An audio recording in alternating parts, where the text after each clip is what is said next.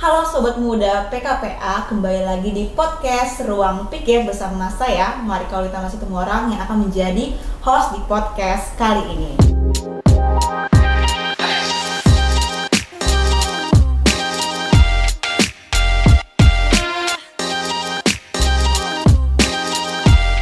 Tapi sebelumnya, Happy Saver Internet Day 2025 buat kita semua untuk menjaga internet aman bagi semua. Nah, seperti biasa di podcast kali ini kita akan bicara tentang internet yang aman untuk semua, termasuk untuk anak. Kita sudah menghadirkan dua narasumber yang super duper kece pada siang hari ini. Semoga tayangnya siang juga sih sebenarnya. Nah, ada dua narasumber. Yang pertama narasumber dewasa dan narasumber youth. Narasumber yang pertama kita sambut dulu Bang Fandi. Halo Bang Fandi. Halo Kak Marika. Halo. Bang, boleh jelasin dulu nih Bang, rules-nya di PKPA itu apa? Iya, perkenalkan nama saya Fandi Zulmi. Nah, saya kebetulan di PKPA merupakan program manager di PKPA. Oke, jadi Bang Fandi adalah program manager di Pusat Kajian Perlindungan Anak. Oke, selanjutnya nih ada narasumber youth yang sudah hadir pada hari ini, yaitu ada Jojo. Halo Jojo. Halo Kak Marika, gimana kabarnya hari ini Kak? Panas ya, tarik ke Medan ya. Nah Jo, boleh jelasin Jo sedikit rules Jojo di PKPA apa? Baik, sebelumnya perkenalkan nama saya Michael Jonathan, akrabnya disapa Jojo. Jadi saya adalah salah satu anggota aktif dari komunitas Hero of Digital Protection, yaitu komunitas anak dan orang muda yang didampingi oleh PKPA yang concern dan peduli terhadap perlindungan anak dan orang muda di internet, Kak. Oke, nah tadi di awal aku ada ngucapin Happy Saver Internet Days. Nah Jojo nih, jadi guys, Jojo adalah perwakilan dari anak yang dikirim oleh PKPA untuk regional dialog ya kalau nggak salah. Iya, regional dialog di mana? Tepatnya di Filipina, di kota Manila, Kak. Oke, nah sebenarnya Saver Internet Day itu sebenarnya apa sih gitu? Oke, jadi menurut Jojo sendiri nih Kak, Saver Internet Day sesuai dengan namanya, yaitu Hari Internet Aman, adalah momentum di mana kita memperingati untuk mempromosikan bagaimana kita menggunakan internet dan bagaimana cara kita berselancar di dunia internet itu dengan aman, terutama kepada anak dan orang muda gitu Kak. Dan terutama Saver Internet Day ini berbeda dengan Hari Internasional pada umumnya, karena menurut saya di lingkungan saya itu masih asing gitu terhadap Saver Internet Day. Jadi belum banyak orang yang tahu tentang Saver Internet Day itu sendiri, Kak. Oke, good. Nah, kalau dari Bang Fandi sendiri nih, kenapa PKPA ikut dalam mengadvokasi Saver Internet Day itu, Bang? Iya, karena sebenarnya Saver Internet Day ini merupakan kegiatan atau event yang dilakukan secara global. Jadi secara seluruh dunia merayakan untuk mempromosikan keamanan anak di ranah daring ini. Nah, kebetulan juga PKPA isunya terkait dengan perlindungan anak, makanya PKPA juga intens untuk merayakan peringatan Saver Internet Day ini. Oke, sebenarnya nih Saver Internet Day kan di bulan Februari, tanggal berapa tepatnya gitu? Nah, mungkin menjawab? Oh, boleh. Kalau menurut Jojo sendiri ya Kak ya, Hari Saver Internet Day itu diperingati setiap pekan kedua atau minggu kedua pada bulan Februari, dan lebih tepatnya mungkin pada tanggal 11 Februari 2025 untuk di tahun ini. Jadi 3 hari sebelum Valentine nih Kak. Jadi sebenarnya itu dia setiap tahun akan berubah terus tanggalnya karena dia diperingati di hari kedua dan minggu kedua Februari. Oh, harus gitu ya? Ya, jadi jatuhnya di setiap hari Selasa minggu kedua Februari. Oh, jadi tiap tahunnya nanti misalnya tahun 2026 ntar akan berbeda lagi pastinya? Kebetulan juga di 2025 ini hari kedua minggu kedua Februari itu jatuh di tanggal 11. Jadi di tahun lalu nggak salah di tanggal 8. Oh gitu. Oke. Nah tadi sempat dimention juga Jojo salah satu dari anak dampingan PKPA yang diberangkatkan ke Filipina bersama berapa orang dari PKPA yang diberangkatkan anak-anaknya? Nah, PKPA memberangkatkan 10 dampingan anak PKPA dari 2 komunitas ini. Dari komunitas saya di Pro ada 5 orang anak dan youth, kemudian ada 5 anak dan youth juga dari komunitas Satgas Digital Safety di Palu. Oh, oke. Berarti ini komunitas yang didampingi oleh PKPA. Benar. Nggak cuma ada di Medan, tapi ada juga di Palu. Benar. Nah, kalau dari Jojo nih, boleh dong spill kegiatan Saver Internet Day selama di Filipina itu ngapain aja sih? Oke, jadi di Saver Internet di Manila itu anak-anak itu ada merayakan di hari peringatan Sphere Internet Day itu dilaksanakan pada 2 hari nih Kak. Tapi kita di Manilanya itu ada total 5 hari.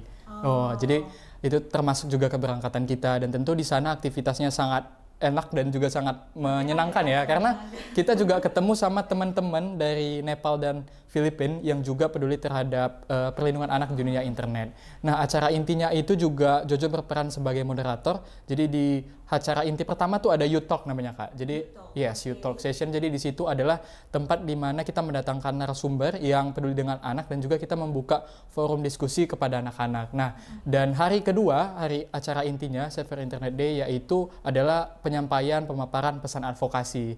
Nah, jadi pesan advokasi ini adalah pesan yang kita bentuk dari anak-anak dari berbagai komunitas dari Indonesia, Nepal, dan juga Filipina yang menanggapi nih Kak terhadap General Comment nomor 25 tahun 2021, yang mana itu kita memberikan saran dan juga pandangan kita sebagai anak kepada stakeholder yang ada pada di sana gitu Kak. Oke, nah kalau gitu aku mau nanya, what your favorite activity sama dari Sphere Internet Day di Filipina? Oke. Yang paling favorite ya? Oke, yang paling favorite itu adalah last day sebelum kita pulang. Jadi di situ kita ada outbound bersama teman-teman. Yang paling Jojo suka itu ada pergi ke Mind Museum namanya Kak. Oke, jadi Mind Museum itu isinya adalah museum tentang mathematics, penemuan dan lain-lain, dan juga lihat fosilnya T-Rex nih Kak. Oke, jadi sangat seru ya, karena kita kalau di Medan nih belum ada tuh museum yang ada T-Rex-nya ya kan. Jadi kayak super excited, dan juga kita diberikan misi gitu Kak sama kakak-kakak pendamping ataupun adults kita tuh yang mendampingi kita. Jadi kayak kita tuh harus menyelesaikan misi nih, di mana sih cari barang ini gitu. Kita harus foto cari barang ini, atau kita menemukan apa sih nama dari benda yang harus kita cari ini gitu sih Kak. Jadi kayak Mind Museum adalah part paling seru. Oke, berarti di selama Sphere Internet Day di Filipina nggak cuma talk show Iya, atau benar. edukasi gitu ya? Iya, karena kita juga ada learning visit yang kita tuh pergi ke Google Philippines itu Kak. Spoiler dikit. Nah, boleh spoiler dikit aja nih, Google education visit apa? Learning visit ke Learning visitnya itu ngapain aja? Oke, jadi learning visit di sana tuh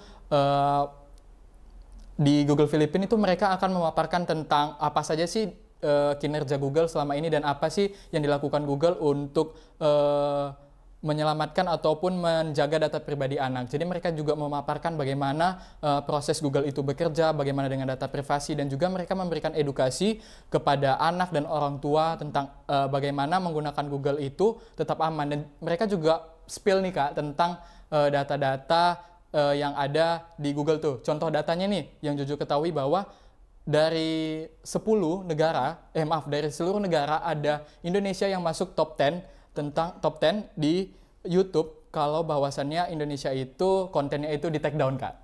Oke, jadi memang Konten apa nih? Konten yang dibawa tidak sesuai dengan... Nah benar, ini adalah konten yang melanggar komunitas gitu Kak. Oke, jadi kayak kita tuh masuk top 10 negara yang nge-upload video di YouTube tapi langsung di take down sama pihak Google-nya.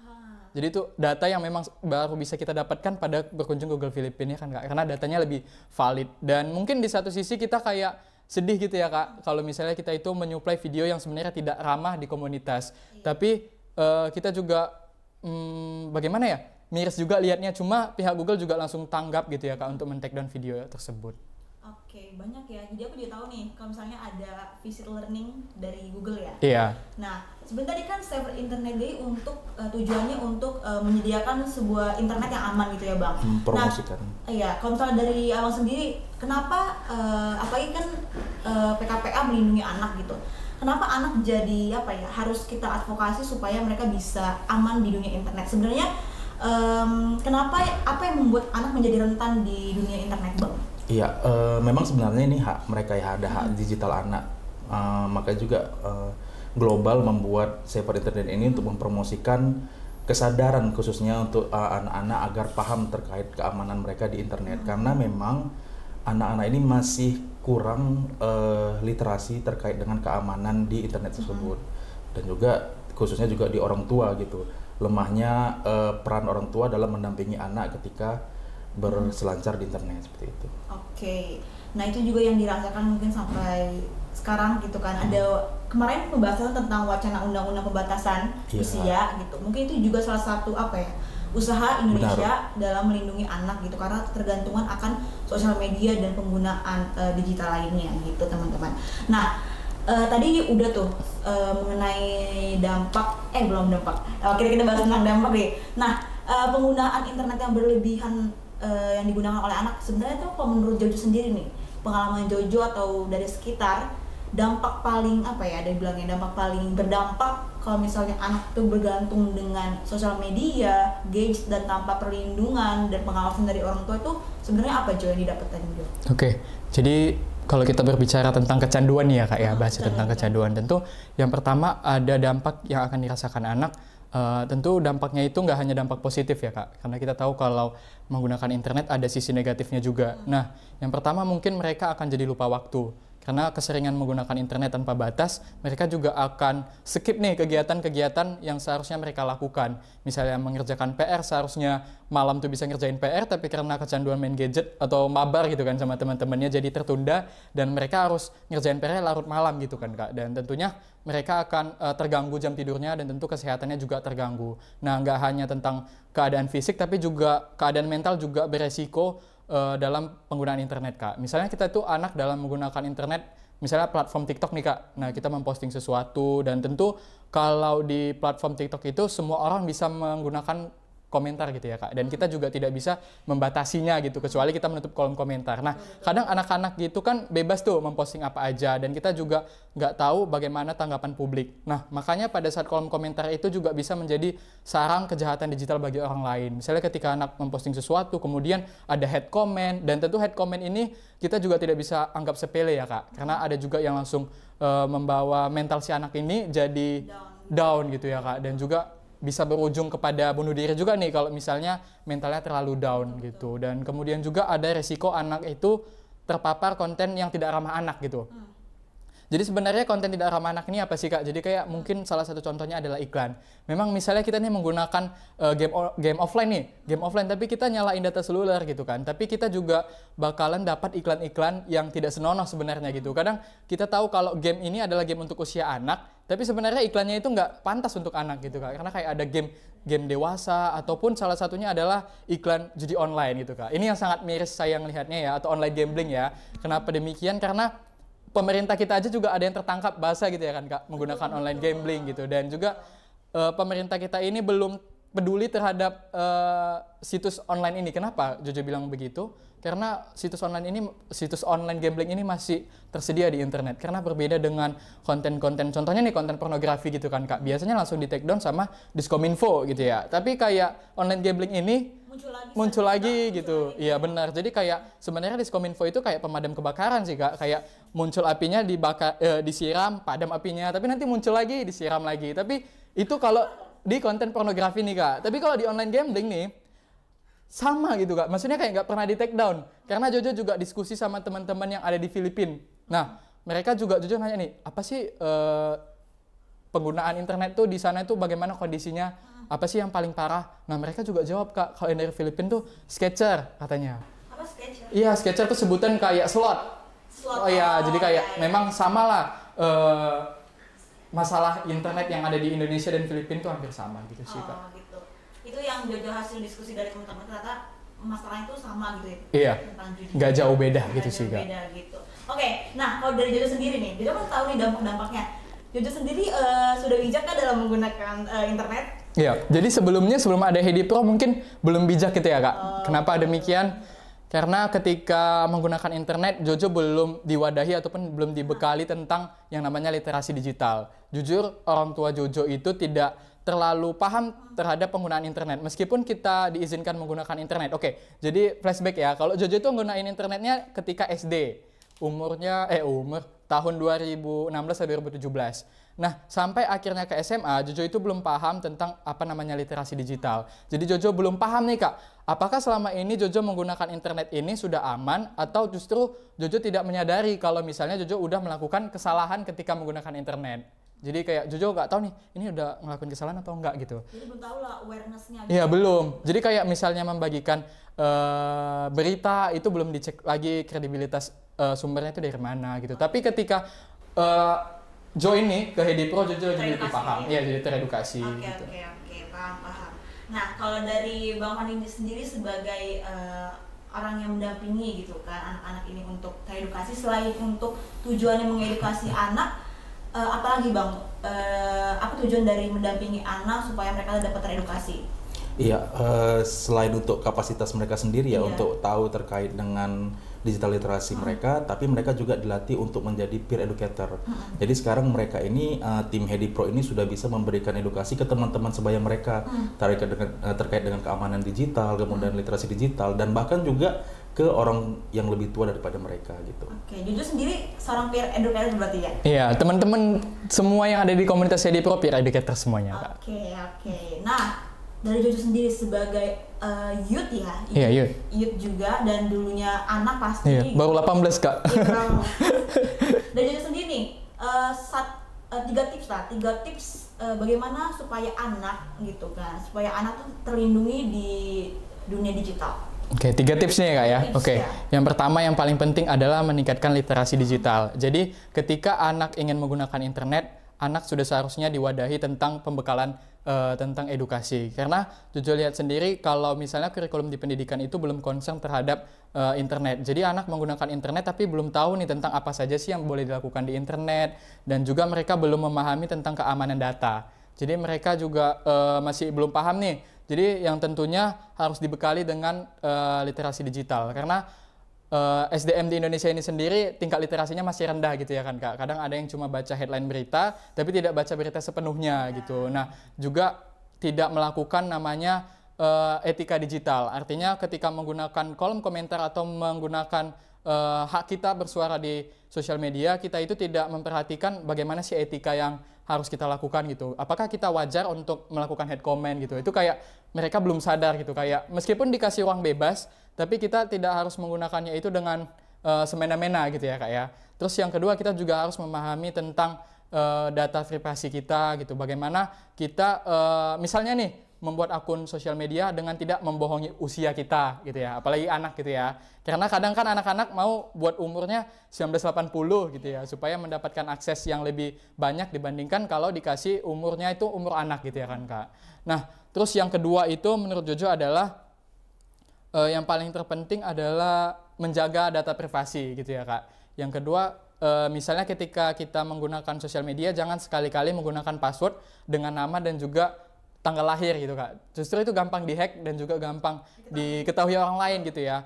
Jadi kayak kita tuh harus juga menjaga yang namanya jejak digital. Karena kan apa-apa di internet ini nggak bisa dihapus gitu ya Kak. Jadi menurut saya teman-teman yang menggunakan internet, jangan sekali-kali menggunakan internet itu dengan batas yang tidak wajar gitu. Kayak kadang ada yang sepele terhadap jejak digital ini. Kayak gini Kak, misalnya kayak ada temennya ngomong kotor, atau misalnya temennya nih aib nih di foto tapi disebarkan di sosial media. Justru kan itu kan meninggalkan sebuah media yang tidak bisa dihapus gitu sih Kak. Itu udah 2 ya? Ada tiga itu. Oh itu udah 3? Iya. Oke, tapi mungkin yang terakhir nih ya, pesan untuk orang tua gitu ya. Jadi orang tua harus lebih khawatir dan juga memahami tentang parenting ataupun pola asuh di dunia digital. Jadi kemarin pas Jojo di Google Philippines kemarin, Philippines itu punya produk namanya Family Link. Ini bukan endorse ya Kak ya, bukan promosi, tapi Family Link itu adalah aplikasi yang digunakan supaya orang tua bisa memantau apa saja sih yang digunakan anak pada saat menggunakan ponsel. Jadi orang tua bisa nge-track ketika anak mau mendownload sesuatu bakalan ada izinnya dulu ke orang tua. Terus orang tua juga bisa melihat ataupun nge-track lokasi anak. Nah, tentu penggunaan Family Link ini kayak agak strict sih Kak. Bener nggak? Kalau Jojo sendiri juga kayak agak khawatir karena kayak nggak seneng nih karena diawasi sama orang tua gitu. Nah makanya perlu yang namanya komunikasi antara orang tua dan anak gitu sih. Karena pola asuh orang tua itu berbeda setiap orang tua dan juga kita tidak bisa menyamaratakan. Tapi Jojo hanya bisa memberikan yang namanya saran gitu ya Kak. Dan tentunya juga kita memerlukan kolaborasi terhadap pemerintah gitu ya. Jojo juga nggak tahu apakah pemerintah ini aware terhadap Safer Internet Day atau tidak, pemerintah kota. Ya mungkin nanti next kita bisa kolaborasi lagi karena pada hari anak nasional nih ya Kak ya, tahun lalu kita juga udah advokasi ke pemerintah Kota Medan, dan menurut Jojo Pemko juga udah aware nih terhadap komunitas kita dan juga memberi dukungan gitu. Oke, terima kasih Jojo atas jawabannya, dan kita beralih ke Bang Fandi nih. Bang Fandi sebagai pekerja di Lembaga Perlindungan Anak, bagaimana untuk usaha melindungi anak di dunia digital Bang? Iya, untuk melindungi anak sebenarnya kami udah banyak kontribusi dengan para orang tua, dan juga ini kami masuki dengan anak-anak, dan juga ini memasuki dengan ke orang tua terkait dengan memberi wawasan terkait kesadaran mereka bagaimana menjaga agar aman di internet. Nah, dan juga kami selalu mendukung juga nggak terkait dengan perseorangan, tapi terkait juga dengan tokoh-tokoh masyarakat dan juga institusi dari sekolah, pemerintahan untuk lebih aware terkait dengan melindungi anak-anak di ranah daring seperti itu. Oke. Nah, kalau bagaimana nih Bang, Abang sebagai tadi roles-nya gitu yang bekerja di melindungi anak Indonesia gitu, saran Abang untuk masyarakat gitu, bagaimana usaha untuk melindungi anak di Indonesia? Mungkin kita bisa terutama ya selain dari data privacy yang disampaikan oleh Jojo terkait dengan verifikasi informasi. Nah, jadi kita harus bisa memilah mana berita yang hoax, mana yang benar. Jadi dilihat dulu sumber berita itu benar atau tidak. Kemudian kita bisa melihat, bisa melaporkan konten yang berbahaya. Nah, jadi bagi para anak-anak dan orang muda bisa melaporkan ketika menemukan konten-konten yang tidak wajar atau berbahaya, itu bisa ke PKPA, kemudian bisa ke Sapa 129 yang punya pemerintahan, dan dapat melapor ke orang yang bisa dipercaya seperti guru dan orang tua gitu. Dan kemudian dapat tadi yang pertama ada verifikasi informasi, kemudian melaporkan konten, sama batasi hubungan dengan orang asing. Nah, bukan tidak boleh ya, tapi membatasi karena kita tidak boleh percaya langsung dengan orang asing yang kita ketemu di internet seperti itu. Oke. Thank you atas jawabannya Bang. Dan sebelum berlama-lama kita akan lanjut ke segmen kedua, yaitu games pernah tidak pernah. Kita kembali lagi ke segmen podcast Ruang Pikir di segmen Gamepy, Games Ruang Pikir. Kayak gini. Nah, jadi kita akan ada games, pegang dulu dah. Jojo sama Bang Fandi. Oke. Jadi rulesnya adalah nanti saya akan mengatakan suatu pertanyaan kayak pernah nggak pernah gitu. Pernah nggak pernah menuangkan gelas. Nanti kalau misalnya pernah, Jojo bikin pernah yang warna biru, kalau nggak pernah pakai yang warna merah. Oke? Paham. Oke, ready kan nih? Oke. Ready. Ya. Yang pertama. Serentak berarti kami. Iya, serentak. Oke, yang pertama ya. Pernah atau tidak pernah membagikan berita yang belum valid ke sosial media? 1, 2, 3. Oke, ini ada Jojo tidak pernah, Bang Fandi pernah nih. Malah Bang Fandi yang pernah gitu kan? Iya, makanya ini orang tua yang perlu memang edukasi literasi digital ya. Betul. Nah, apa tuh Bang contoh pengalamannya? Nah, dulu sering itu berita-berita yang di-share ke WA ya, ke WhatsApp. Seperti kayak Telkomsel, sebenarnya tahu itu pasti nggak akan dapat pulsa atau uang gitu kan, tapi karena penasaran, iya nggak gitu sih, jadi di-share itu tanpa diketahui kebenarannya terlebih dahulu. Beda ya, ketahuan ya generasinya, ini pernah dari tidak pernah gitu. Oke, games yang kedua, pertanyaan yang kedua. Pernah atau nggak pernah mendapat chat penipuan, judol, atau grooming di sosial media? 1, 2, 3, pernah. Oke, pernah. Jojo pernah mendapatkan judul seperti itu? Oke. Mungkin ini dari berdasarkan pengalaman pribadi ya, Kak. Nah, jadi kan Jojo kan aktif sosial medianya itu di Instagram. Nah, Jojo punya salah satu teman mutual gitu yang mempromosikan judi online di Instastory-nya, Kak. Oke, jadi mungkin karena lingkupnya juga udah nggak anak lagi ya, karena Jojo kan udah youth, jadi otomatis teman-teman Jojo bervariasi dan lebih banyak yang udah youth nih. Nah, mereka itu ada yang menjadi pelaku ya, kayak yang memberikan promosi gitu Kak. Nah, Jojo dengar sih katanya mereka dapat komisi juga sih dari itu. Pernah berarti ya? Iya, pernah. Nah, Afiliator. Iya, afiliator gitu sih. Oke, next yang ketiga. Pernah atau tidak pernah menjadikan wajah teman sebagai stiker di WhatsApp? Jangan bohong. Oke, pernah ya semuanya ya. Ayo Jojo nih. Kalau Jojo biasanya itu pakai teman sekolah dulu. Pakai mukanya yang lucu atau muka aib lah dibilang gitu. Jadi suka buat stiker dan temen juga buat stiker saya. Jadi perang stiker gitu namanya Kak. Jadi temennya juga nggak apa-apa gitu ya? Iya nggak apa-apa sih. Cuma kalau misalnya udah jelek kali ini stikernya, Jojo minta tolonglah dihapus gitu. Oke. Lanjut nih, Bang Fandi. Sama sih, teman kantor. Teman kantor ya. tapi sebenarnya edukasinya sekarang ada undang-undang loh yang mengatur bahwasanya tidak boleh Apa, Bang, tanpa perizinan dari orang tersebut untuk men-share fotonya dijadikan chat stiker. Tanpa Stiker, perizinan. iya. Jadi kalau misalnya orang itu kayak teman Jojo kayak oke fine nggak apa-apa gitu, Oke. nggak apa-apa. Iya. Oke, paham. Next. Pernah atau tidak pernah tidak sengaja memposting sesuatu ke sosial media? 1, 2, 3. Oh, tidak pernah. Tidak pernah ya, tidak sengaja. Oke, bagus. Pernah deh, tapi nggak sesuatu konten ya, tapi Apa nih? chatting. Itu lebih salah kirim. Salah kirim ke grup gitu. Jadi menceritakan orang bahwasanya orang tuh ada di grupnya gitu. Jadi Tapi gosip sih. Memang ya. Oke, lanjut ya, next nih. Pernah atau tidak pernah membuka link asing tanpa keterangan dari orang lain? 1, 2, tidak pernah. Oke, Tidak tidak pernah. pernah. Berarti udah cukup teredukasi. Iya. Syailah. Oke, yang terakhir nih. Tapi pernah deh Kak. Apa? Pernahnya apa nih? Mungkin pas lagi buka link sesuatu pada saat browsing di internet. Jadi caranya itu untuk tugas sekolah. Tapi pas diklik itu kan muncul iklan nih.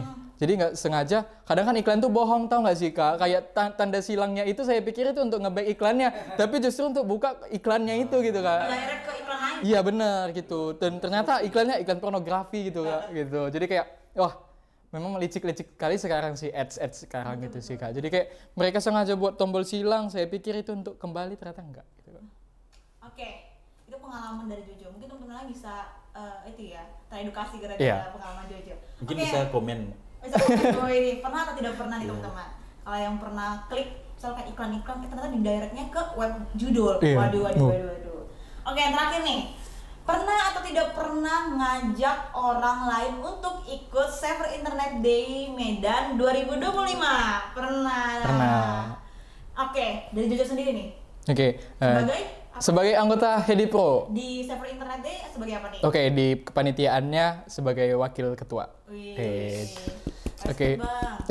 Makasih Kak. Oke, jadi salah satu ajakan yang Jojo buat itu adalah share di Instastory dan juga WhatsApp-nya teman-teman Jojo, jadi mempromosikan tentang Saver Internet Day karena Hedi Pro sendiri ini telah melakukan gitu ya Kak Saver Internet Day itu dengan tema yaitu Parents Protect and Children Learn. Jadi kita buat workshop di mana orang tua dan anak akan diberikan pembekalan tentang sosial media dan juga orang tua bakalan konsultasi kepada psikolog langsung gitu Kak. Jadi kayak orang tua bakalan teredukasi dan anaknya juga gitu. Oke. Jadi pelibatan orang tua dalam melindungi anak di ranah daring. Iya, dan anaknya juga difasilitasi, ya diedukasi. Oke, berarti selain dari anak juga Orang tua, ya. Oke, Bang Fandi nih pernah nih. Ya pernah. Jadi kebetulan kita di tahun ini kita menyasar juga ke orang tua.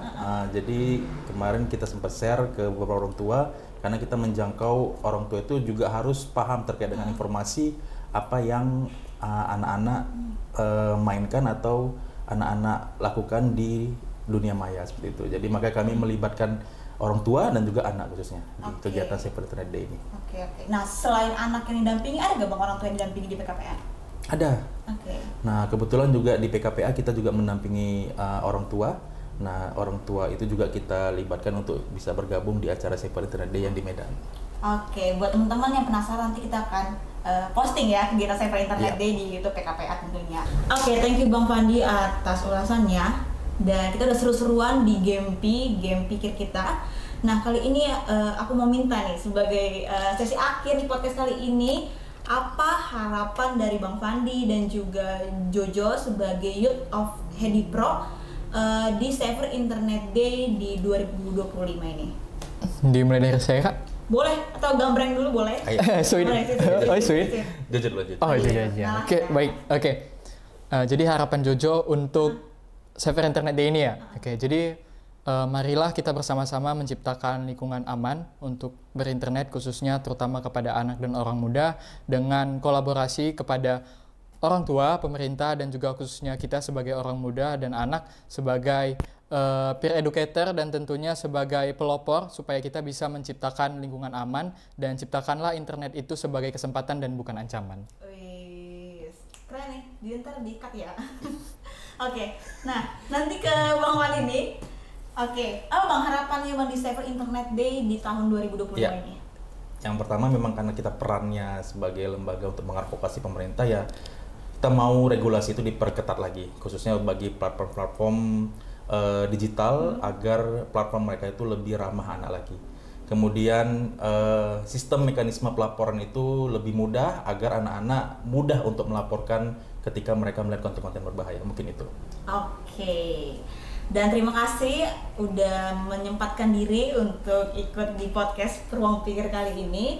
Dan oh ya, ini ada jargon nih Bang. Jadi ketika nanti saya bilang untuk penutupan nih. Oke. Jadi misalnya nanti saya bilang Happy Saver Internet 2020 Happy Saver Internet 2025 nanti Happy Saver Internet Day 2025. Oke, nanti Bang Pandi atau Juju menyebutkan Together for Better Internet. Oke. Oke. Oke, gitu ya. Oke. Paham? Paham, oke. Oke. Oke, siap ya? Siap. Happy Saver Internet Day 2025. Together for a better internet. Dadah. Sampai jumpa di podcast Ruang Pikir lainnya. Dadah. Ada.